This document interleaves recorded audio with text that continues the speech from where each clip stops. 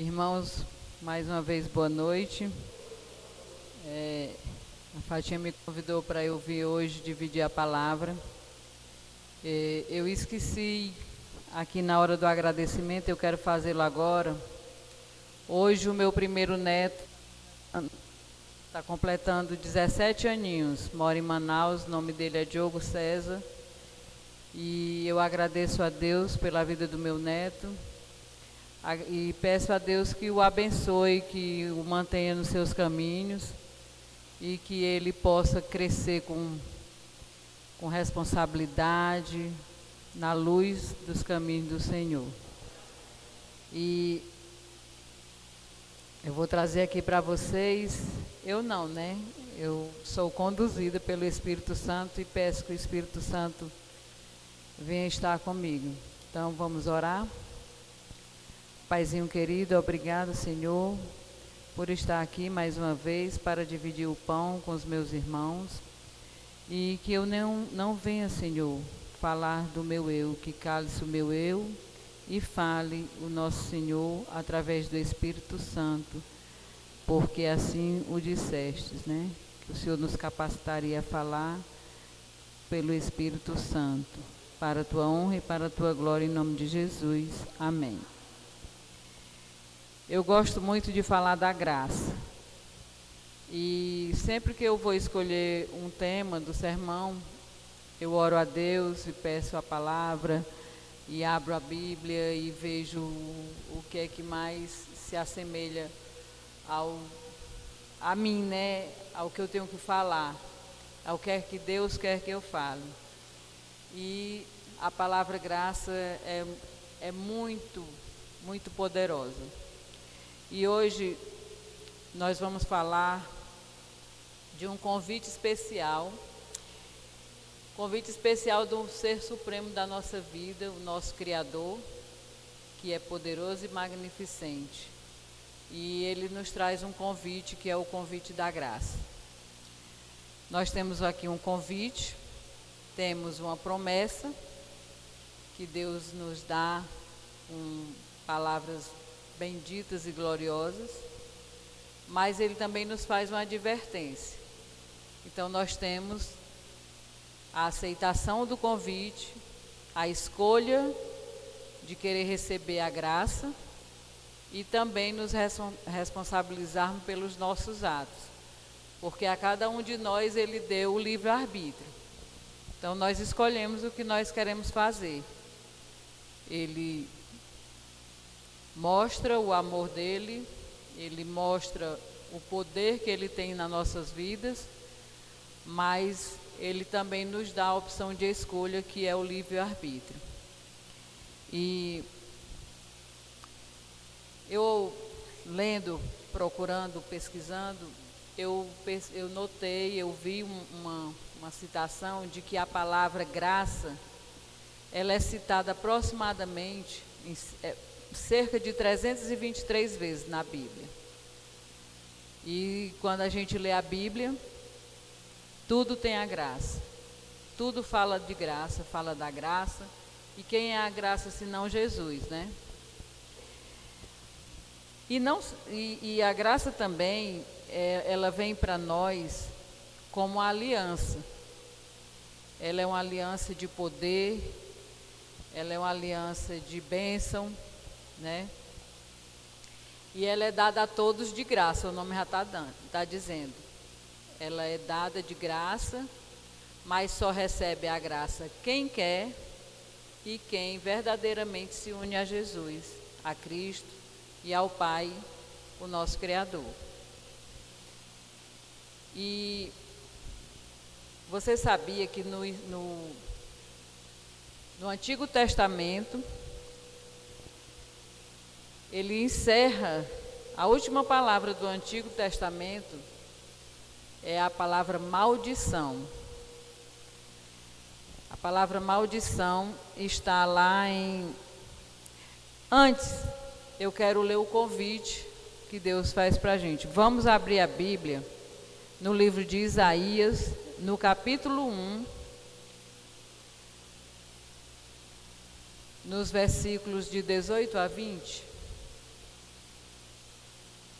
Vamos ver o convite da graça.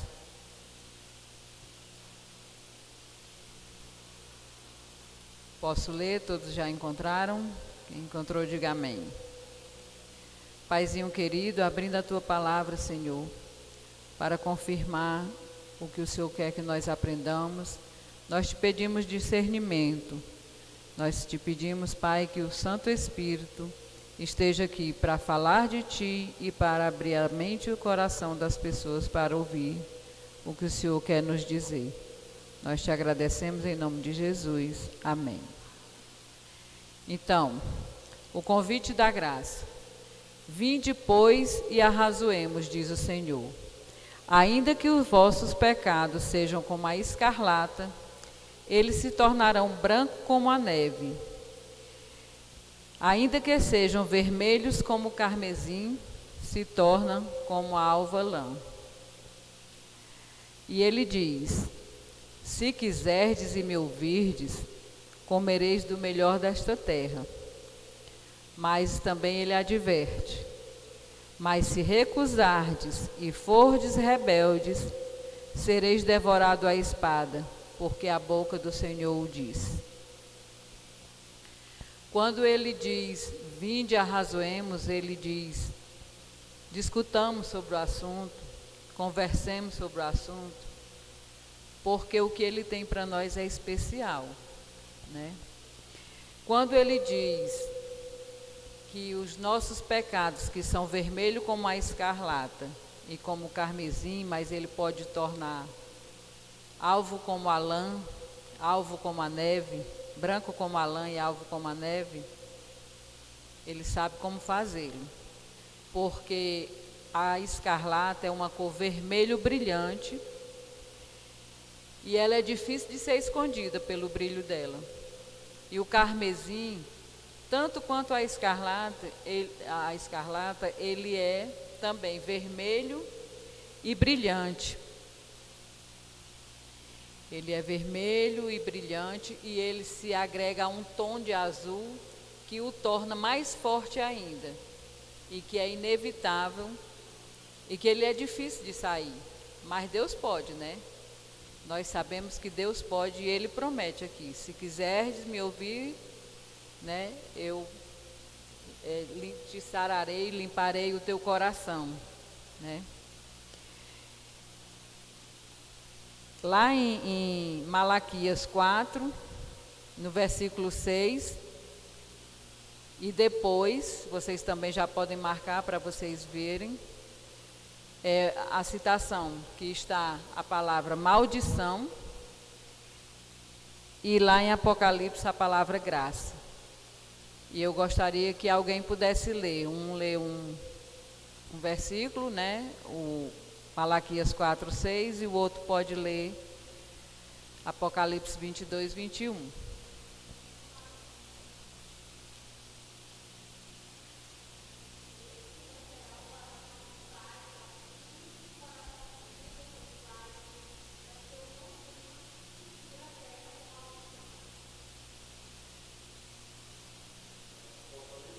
Vinte e dois, 21. A graça do Senhor seja com todos. A gente pode ver, a gente sabe que a graça é um presente. Deus sempre nos dá presente. Todo dia Ele nos presenteia com o nosso acordar, o nosso despertar, com o sol, com as maravilhas que Ele tem para nós. E nós vivemos em estado de graça, mas nem todos vimos essa graça, né?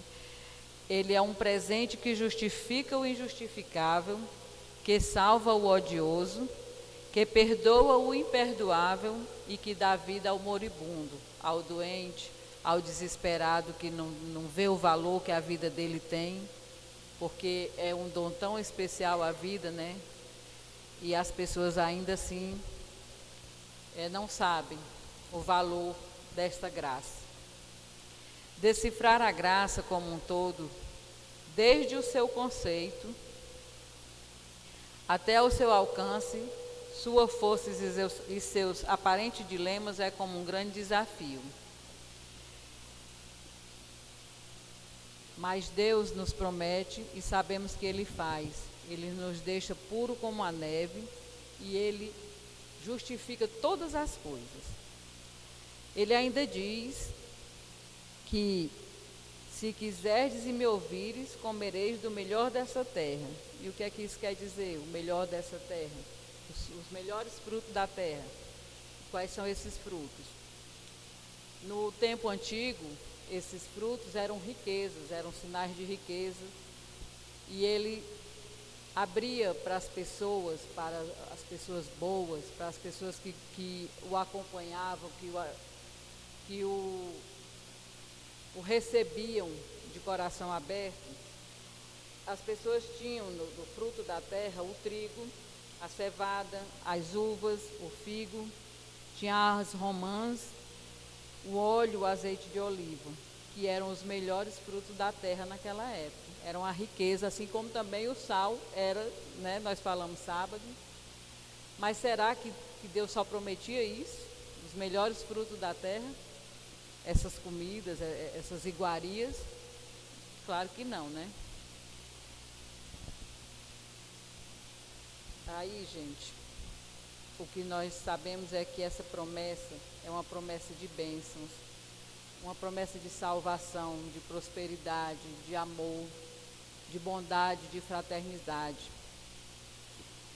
E ainda Ele nos mostra o caminho para a gente estar com Ele na eternidade, nas moradas celestiais, né? E Ele é um Deus de amor, um Deus de poder.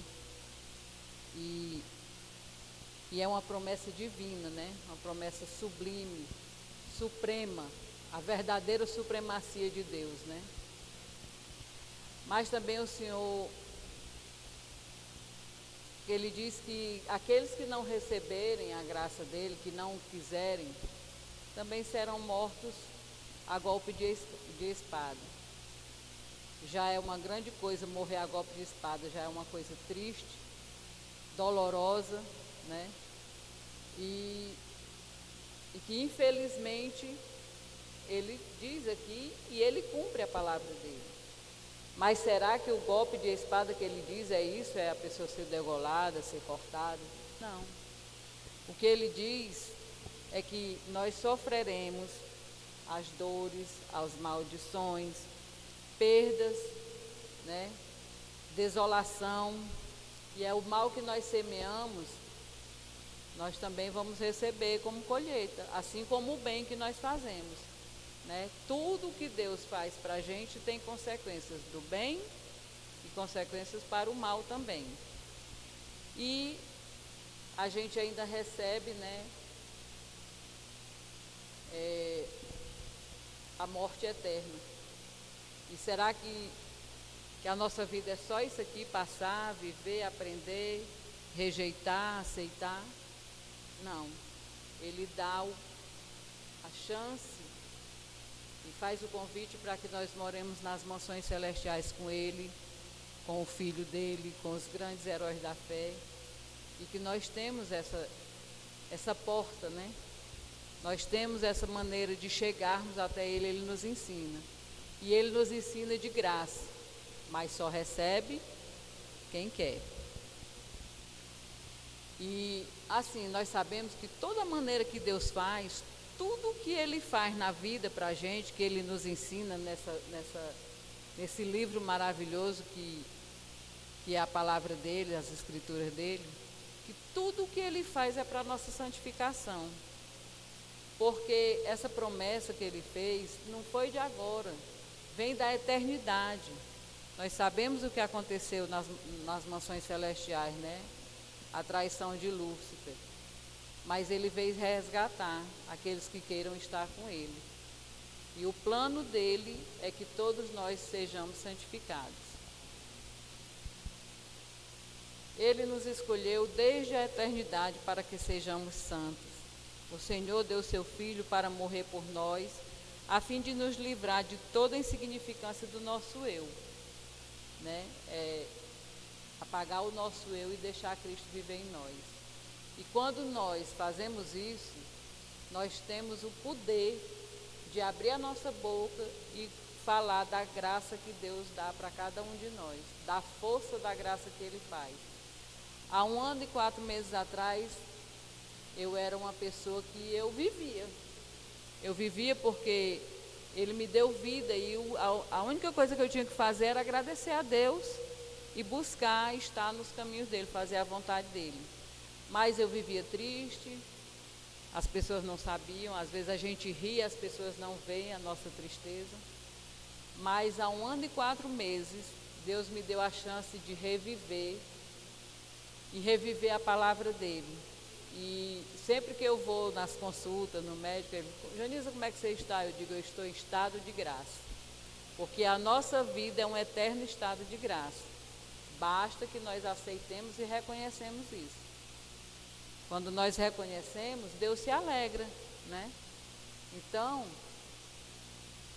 está nas nossas mãos, só cabe a nós escolhermos, estar na graça de Deus ou estar condenado para o fim da vida, né?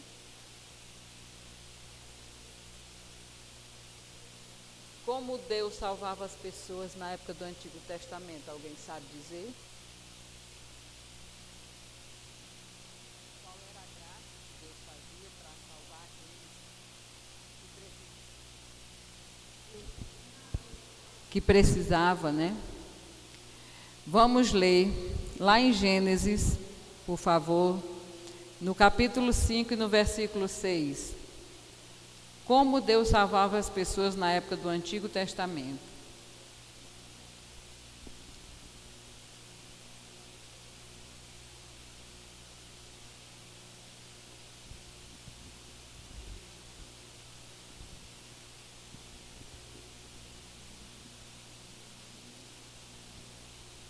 Joel, você pode ler? Gênesis 15, 6. 15, 6. Desculpa se eu disse errado.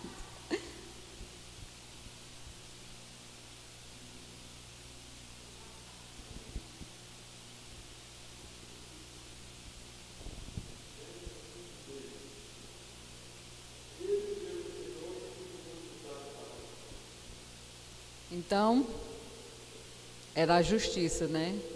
Nós sabemos que Abraão, por ter sido fiel a Deus, por ter aceito a promessa de Deus, aceito os desígnios de Deus, Deus o imputou como justiça, porque ele foi fiel a Deus, né? Ele foi fiel a Deus. E a promessa que Deus fez a Abraão foi de que ele seria, como nós sabemos, o pai de uma grande nação. Que ele ia ter, ele olhasse para o céu e visse como seria a descendência dele, né? Que nem as estrelas do céu seriam contadas, e assim seria a descendência de Abraão. E dentre esses descendentes, quem nós ganhamos? A Jesus Cristo. Né? Nós sabemos que Jesus vem da descendência de Davi, de Abraão, e que foi feito pela promessa de justiça que Deus fez, né? No decorrer dos textos bíblicos, nós vimos muita citação da graça de Deus como atributo divino. E um exemplo desse atributo bem precioso de Deus para os seus filhos foi a manifestação da vinda de Jesus, o Messias, né? O descendente de Abraão, que foi imputado para ele a justiça, né? São inúmeras as passagens. Aqui diz assim, ó: o atributo foi a manifestação da vinda do Messias, onde pela graça de Jesus trouxe ao povo a salvação. E nós estamos caminhando para a salvação, né? Nós escolhemos estar aqui porque nós queremos ser salvos, né? A gente não vem para cá só esquentar banco de igreja, a gente quer ser salvo, a gente quer seguir a Cristo. E eu espero que consigamos, né? Porque o mundo está aí para nos tirar, para nos desviar dos caminhos do Senhor, né?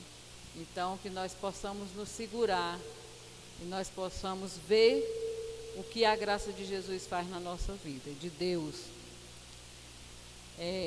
Inúmeras passagens na Bíblia também enaltecem a graça de Deus. E uma das coisas que nós não podemos esquecer e também enaltecer é a passagem que está lá no livro de Lucas 1, de 28, capítulo 1, versículo 28 a 30. Lucas 1, 28 a 30.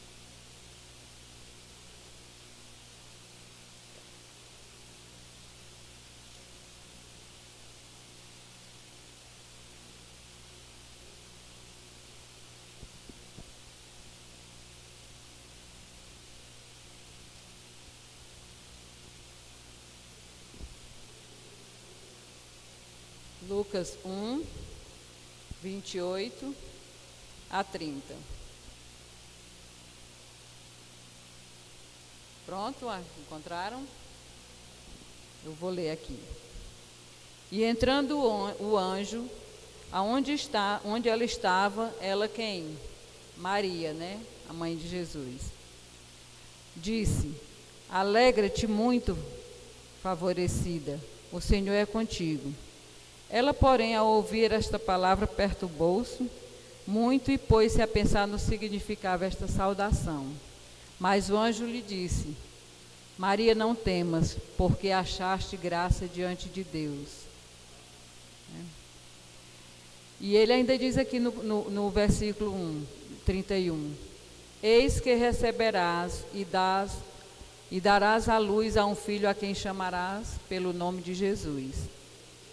Leiamos também, irmãos, Lucas 2,40.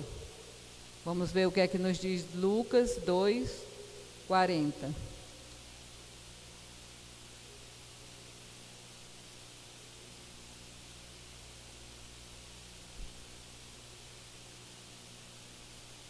Posso ler?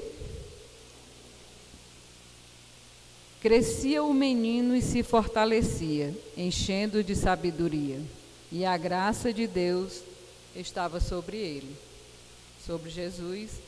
Aos 12 anos de idade, né? Jesus também já, aqui em Lucas, Jesus já andava e já discutia e já ouvia, ele discutia com os homens, os doutores da lei, tratando das coisas, dos negócios do pai dele, como ele disse, né? E ali ele já conhecia o que Deus tinha predito, tinha programado para a vida dele. Ele já tinha que conhecer a palavra de Deus nas Escrituras. E ele ouvia, mas também interrogava os doutores da lei. E ali ele se enchia cada vez mais da graça de Deus. Podemos ainda citar o sentido mais profundo da graça de Deus, que está em Romanos 3, 24 e 25. Ô Deus cheio de graça, né? Romanos 3, 10, Romanos 3, 24 a 25. Quem pode ler?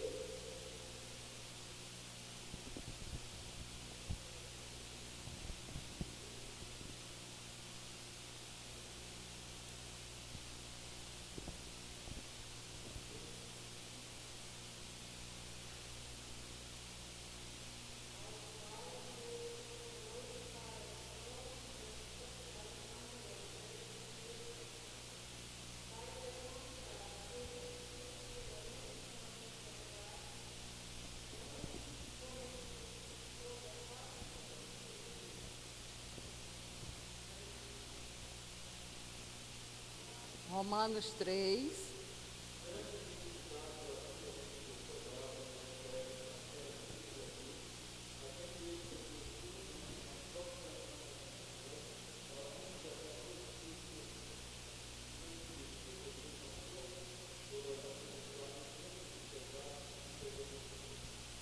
Está vendo aí? Nós sabemos que nós podemos e devemos ser amantes da palavra de Deus, ajudar o nosso próximo, sermos generosos ajudando-os a tratar de toda forma, que devemos ter fé e nos arrependermos. Mas nós precisamos mais ainda saber que nós somos salvos pela graça de Jesus e não pelas nossas obras, né? E quem realmente nos salva é Jesus, pois ele pagou alto preço na cruz do Calvário. E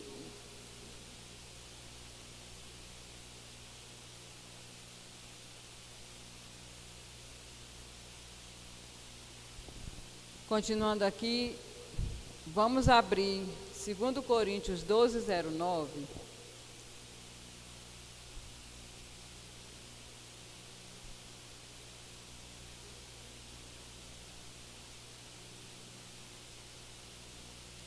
Segundo Coríntios 9. Encontraram? 2 Coríntios 9. Então ele me disse: a minha graça te basta, porque o poder se aperfeiçoa na fraqueza.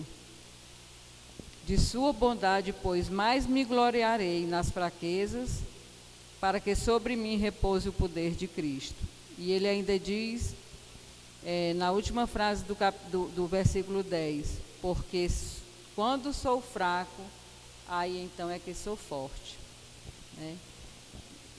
Pedro pediu a Jesus que por 3 vezes que Jesus tirasse o espinho da carne, né? E Jesus respondeu a Pedro: a minha graça te basta. E Pedro reconheceu que realmente a graça de Jesus o bastava, porque era nas dores e nas fraquezas que ele se fortalecia. Se fortalecia porque Jesus estava com ele, né? E nós vamos falar também sobre a porta da graça. Quem aqui acha que a porta da graça ainda está aberta ou já se fechou? Acha que ainda está aberta? Com certeza está aberta, né? Porque quando é que a porta da graça vai ser fechada? Quando Jesus terminar o julgamento dos santos e suas obras, e ele disser, está feito, nós vamos ter o quê? O silêncio de Deus aqui na terra. E o que é o silêncio de Deus? O que foi que ele deixou para nós, como a graça para esses tempos? Ele deixou a palavra dele. Ele deixou todas as escrituras, todos os ensinamentos na palavra, né? E quando Jesus disser está feito, que ele já terá terminado o julgamento dos justos, então o silêncio de Deus vai cair sobre nós. E aí, irmãos, nós vamos sofrer grandes tribulações. Como na Bíblia diz, que o tempo de tribulação vai ser um tempo qual nunca houve em toda o tempo da vida na terra. Nunca ninguém vai passar o que vai acontecer quando Jesus não puder mais interceder por nós, quando ele for retirado do local do julgamento, né? Eu estou me perdendo aqui da intercessão. Ele já não vai mais poder interceder por nós. E o que nós vamos ter é o nosso conhecimento da palavra de Deus. Porque nesse tempo de angústia, de desolação, de perseguição, o inimigo ele vai querer nos devorar, como ele já vem nos devorando, ele já vem nos arrodeando. Mas nós que temos a palavra também vamos ser tentados. Então nós temos que ter muito cuidado, irmãos. Muito cuidado, porque vai ser um tempo grande de angústia contra o justo. Mas grande que eu digo não é em muito tempo, porque a gente sempre escuta nos sermões, a gente lê. Deus não vai deixar os filhos dele sofrer tanto, mas que nós vamos ser perseguidos, nós vamos, né? E é a palavra de Deus na nossa mente, no nosso conhecimento, que vai nos livrar.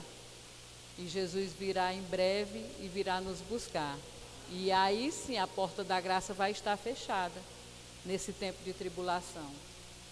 Porque nem Jesus vai poder escolher vir aqui, porque está escrito por Deus que vai ser o tempo de tribulação para a preparação da vinda de Cristo, para que Cristo venha e venha pegar os salvos e levar e dizer: vinde bendito de meu Pai. Os benditos de meu Pai que não vão sofrer a morte eterna, né, pela escolha do pecado. Então nós temos que estar todo o tempo atento à palavra de Deus e nos prepararmos cada dia, porque se eu morrer hoje, se você morrer hoje, morrer amanhã, aí a porta da graça já terá fechado para nós. Porque nós só vamos acordar na manhã da primeira ressurreição.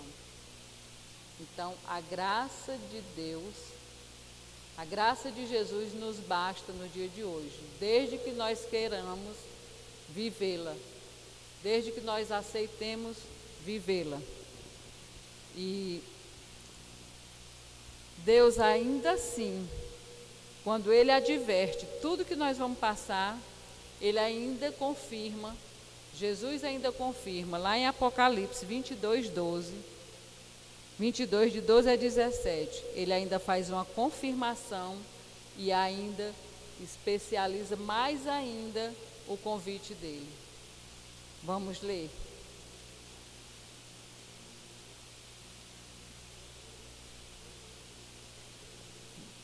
Apocalipse 22, de 12 a 17. Posso ler? Amém? Eis que venho sem demora, e comigo está o galardão que eu tenho para retribuir a cada um segundo as suas obras. Eu sou o Alfa e o Ômega, o princípio e o fim, o primeiro e o último. Bem-aventurado aqueles que lavam as suas vestiduras no sangue do Cordeiro. Lembra da escarlata, do carmesim, que são cores que é impossível esconder, que são os nossos pecados. Mas ele diz: bem-aventurado aqueles que lavam as vestiduras no sangue do Cordeiro, para que eles assistam o direito à árvore da vida e entre na cidade pelas portas. Fora ficam os cães, os feiticeiros, os impuros, assassinos, idólatras, todo aquele que ama e pratica a mentira, todo aquele que o pecado não conseguiu ser limpo, porque escolheu estar do lado errado, né? Eu, Jesus, enviei o meu anjo para vos testificar essas coisas às igrejas. Eu sou a raiz e a geração de Davi, a brilhante estrela da manhã. O Espírito e a noiva dizem: vem. Vem. Aquele que ouve, diga: vem. Aquele que tem sede, venha. E quem quiser, receba de graça a água da vida, né? E para encerrar, irmão, nós vamos ler novamente 22, 21. Como é que diz? Já que nós estamos no 22. A graça do Senhor Jesus seja com todos. Amém? A graça do Senhor seja com todos. É linda essa frase, né? Essa frase é a bênção final. A bênção final das Escrituras, que está aqui afirmando que Jesus é a graça. E nós sabemos também que Jesus é a porta, né? Jesus, ele nasceu de Maria, mas ele veio acompanhando os passos de Deus desde a eternidade. E aqui ele vem nos buscar para a eternidade. Amém? Irmão, essa é a palavra que eu queria deixar hoje. Eu espero que tenha sido a contento para todos nós, que nós não esqueçamos da promessa, do convite e da advertência que Deus nos faz. Tá? Amém. Eu gostaria de que nós finalizarmos com o hino 602.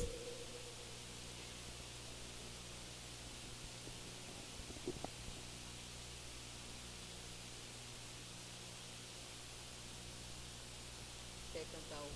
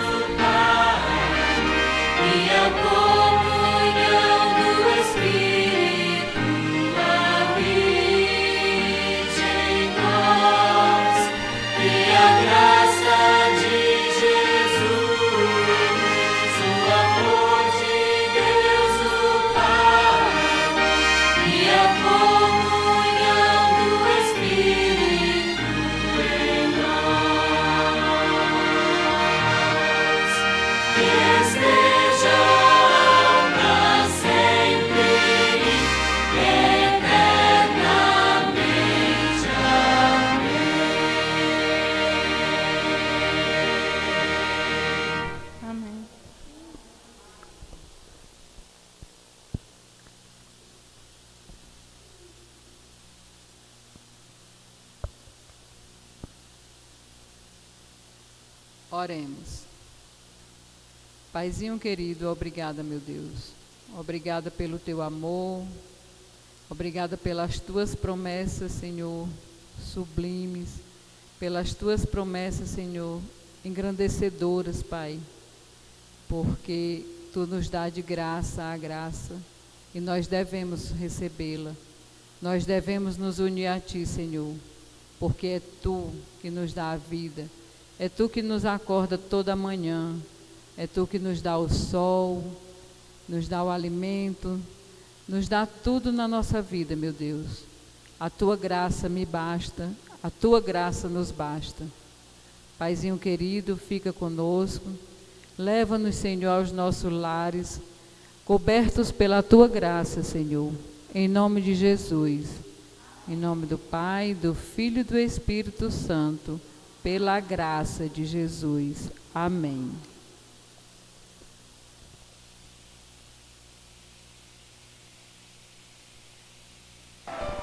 Gostaria